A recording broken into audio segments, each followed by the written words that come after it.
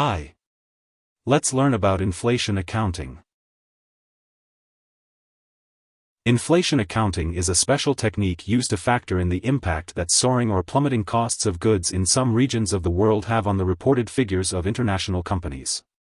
Financial statements are adjusted according to price indexes, rather than relying solely on a cost accounting basis, to paint a clearer picture of a firm's financial position in inflationary environments.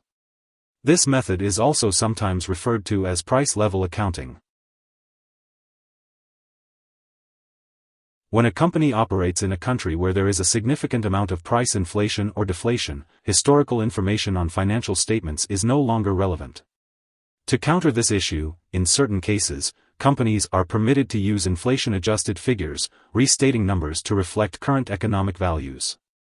International Accounting Standard 29 adopted by the International Financial Reporting Standards, IFRS, is the guide for entities whose functional currency is the currency of a hyperinflationary economy. Companies that fall under this category may be required to update their statements periodically in order to make them relevant to current economic and financial conditions, supplementing cost-based financial statements with regular price-level adjusted statements.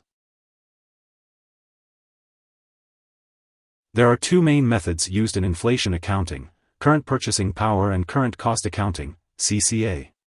Under the CPP method, monetary items and non-monetary items are separated. The accounting adjustment for monetary items is subject to the recording of a net gain or loss. Non-monetary items, those that do not carry a fixed value, are updated into figures with an inflation conversion factor equivalent to the Consumer Price Index, CPI, at the end of the period divided by CPI at the date of transaction. The CCA approach values assets at their fair market value, FMV, rather than historical cost, the price incurred during the purchase of the fixed asset.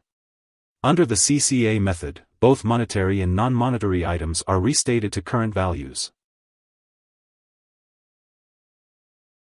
Requirements for inflation accounting differ between IFRS and US.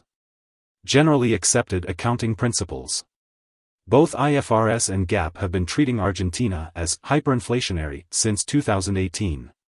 IFRS permitted international businesses with subsidiaries in Argentina to continue using the peso for their accounts, provided they restate them to adjust for inflation. In contrast, U.S. firms with activities in Argentina are being forced to use the dollar as their functional currency, costing them in foreign exchange losses. Inflation accounting comes with many benefits, such as matching current revenues with current costs, providing a much more realistic breakdown of profitability. On the flip side, providing adjusted figures can confuse investors and give companies the opportunity to flag numbers that shine it in a better light. The process of adjusting accounts to factor in price changes can result in financial statements being constantly restated and altered. Here are 3 key takeaways. 1. Inflation accounting is the practice of adjusting financial statements according to price indexes. 2. Numbers are restated to reflect current values in hyperinflationary business environments. 3. International Financial Reporting Standards, IFRS, defines hyperinflation as prices, interest, and wages linked to a price index rising 100% or more cumulatively over 3 years.